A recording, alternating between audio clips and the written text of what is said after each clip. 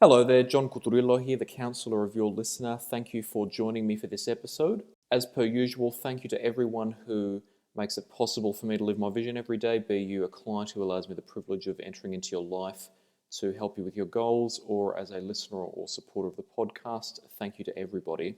In today's episode, I'm going to be discussing the reasons why I will always cite that your best life is lived free of drugs and other dangerous vices. Those activities that people sometimes seek for a thrill that they think they can't get elsewhere.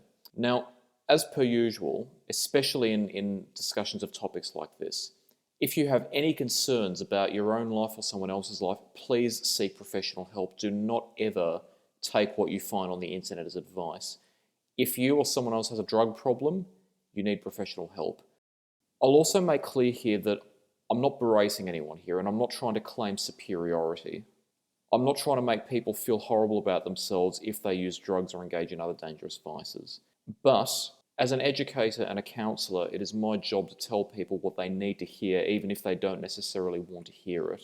There are certain facts about life that you have to acknowledge even if you don't want to, because that's the only way that you're going to be able to keep yourself safe from harm and to live your best life. What I have to say today is going to make people feel uncomfortable, but that's a necessary part of the purpose here. To start, I have always lived a relatively tame life, and I'm going to be honest that I have never smoked, I've never used any illicit drugs or recreational drugs. I have used alcohol occasionally in my distant past, but never to the point of intoxication. Now I abstain from all alcohol. I've never gambled, and I've always abstained from dangerous vices, those activities that provide us with a short thrill that we think we can't get elsewhere. Risky behaviour, dangerous driving, lavish spending, crime. I've always lived a clean life, and I will always cite the clean life and the life free of dangerous vice as the best life, and I will not budge from that position. People fall subject to the illusion that life can only be fun when you take unreasonable risks. Some people say, well, you can't have life without risks, so why are these types of risks any different? You know better than to think that. If you're saying that, you know better. Yes, life is full of risks, and yes, I will always cite that life is an occupational hazard and that you can't reasonably think that you're going to live a good life if you refuse to take risks. You have to take some risk in life, because anything worth doing involves some risk. But there is a massive qualitative difference between these types of vices of which I'm referring and the type of risks that are healthy to take, the type of risks that are reasonable. Refusing to engage in these types of vices does not make your life devoid of fun. And these are not the types of fun that people should pursue. Yes, technically in the short term, you may obtain some pleasure from these types of activities. But as I've discussed extensively in my previous work, how you define certain concepts has serious consequences for how they manifest in the future. And the types of precedents that you set for yourself now will affect how you cope with life in the future. That means that if you tell yourself and set a psychological precedent that taking these types of risks is acceptable, then not only are you going to normalize them throughout your life, it could also be a gateway to you taking larger risks. And if we, on a societal level, accept that, it leads to a larger number of people taking unreasonable risks. I'd argue that in many ways this is starting to manifest, but that's a discussion for a different context. Remember that how you define fun then sets a precedent for how you see pleasure. If you define fun as seeking pleasure from unreasonable levels of risk, such as these vices, then you're bound to normalize and perpetuate them as you live.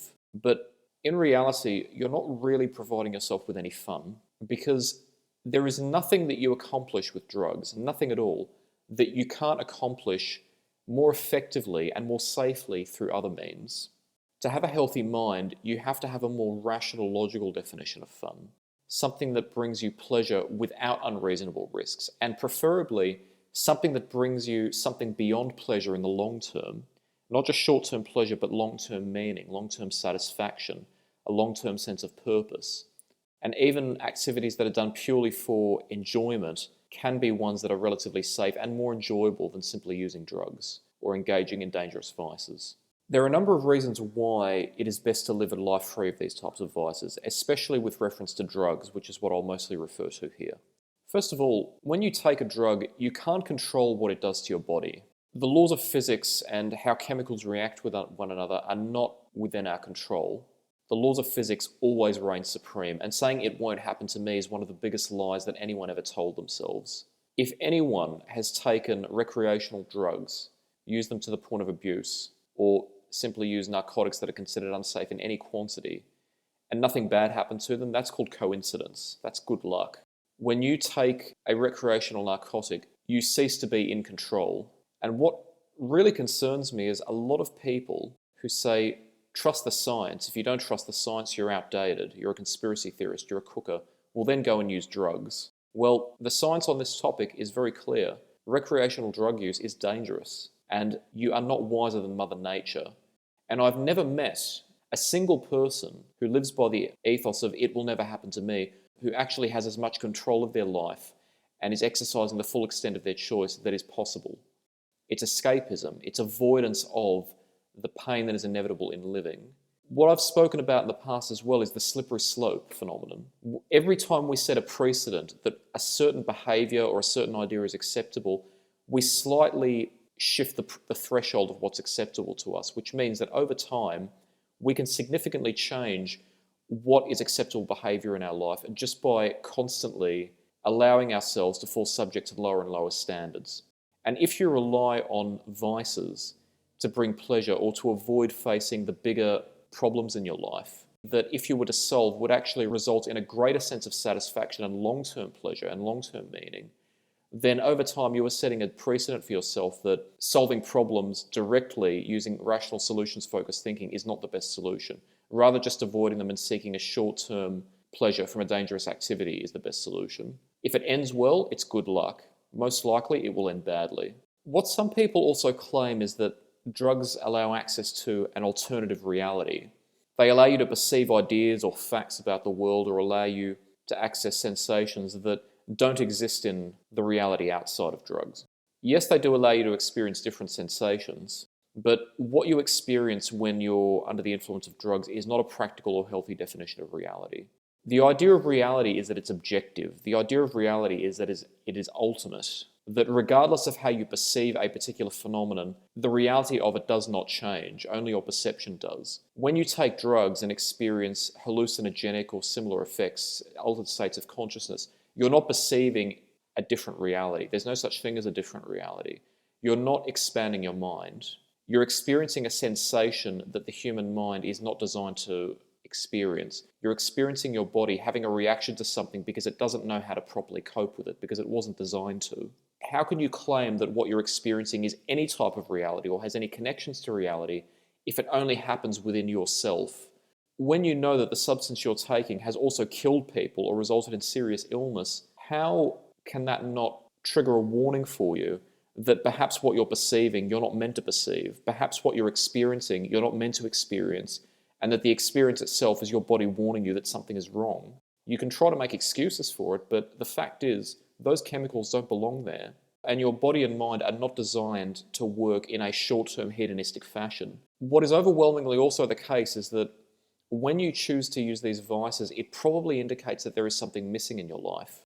And if you address what is missing, or you address the problems that are recurring, rather than avoid them using vices, the return on the investment of effort that you receive that way, that is to say, being more satisfied in the long term, having a sense of meaning, actually constructing something with your life, being productive, having better relations with other people in the world at large, that is going to be far more satisfying and with far fewer risks than trying to avoid them using vices. Some people say, well, it's tough. Yes, it is tough. I won't say otherwise. Life absolutely is tough, and it's not always fair either.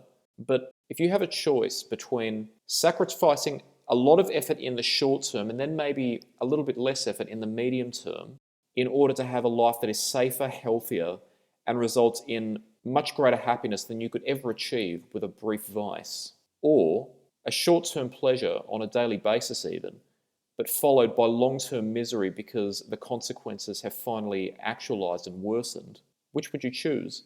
The choice is yours, but then when that misery from using vices actualizes, who's responsible for that? You have a choice now, and even if you can't quit, you have a choice to get help, and it's not going to be easy. But unfortunately, it's just the way nature works that you need to put effort into your life in order to reap proper benefits. There's no other way to live in a satisfactory manner than to actually put effort into your life and think about the meaning of what you do, and think about the meaning of your relationships with other people, and have pride in what you do. I can't tell you where to spend the effort, whether it's in this pursuit or that pursuit, or having this relationship or having that life. That's up to you. But we know for a fact that short-term vices and activities like drug usage are not the solution. One final point I'd like to make on why the life free of drugs is the best is that drugs stop you from being an individual. Every person, no matter who you are, has a unique set of virtues, a unique set of qualities that make them inherently good and make them human. But I've seen a number of different cases of drug usage in my career and also with people who have been close to me. And all those qualities cease to show themselves. And I look at them and I think, where's the person that I knew? Where's the sense of humor, the intelligence, the wisdom about the world, the creativity? Drug use doesn't enhance it, I can guarantee you. And no person is devoid of virtues. Everyone has them. So if you want to be the best person you can be, find those virtues and use them, because drugs are never going to bring you anywhere near the satisfaction that using those virtues can. Now, people are going to make arguments that John's privileged. He's only ever lived a privileged life. He can't possibly know what it's like for a person who's addicted to drugs or vices. Yes, that is true to an extent. Bad things that have happened to other people, many of them haven't happened to me, and I'm incredibly lucky, and I do show gratitude for that on a daily basis. But the clean life was a choice. I will discuss the power of personal choice in future episodes. This is not the right context for it, but you do have choices. And I don't think I'm superior to you. Making people feel uncomfortable by telling them what they need to hear doesn't get you popularity, and it doesn't make you rich. But those aren't the reasons I do it. I do what I do because I believe people are worth it. People have great potential. And even if you're stuck in a cycle of addiction, you are worth helping, but you need to choose to get help.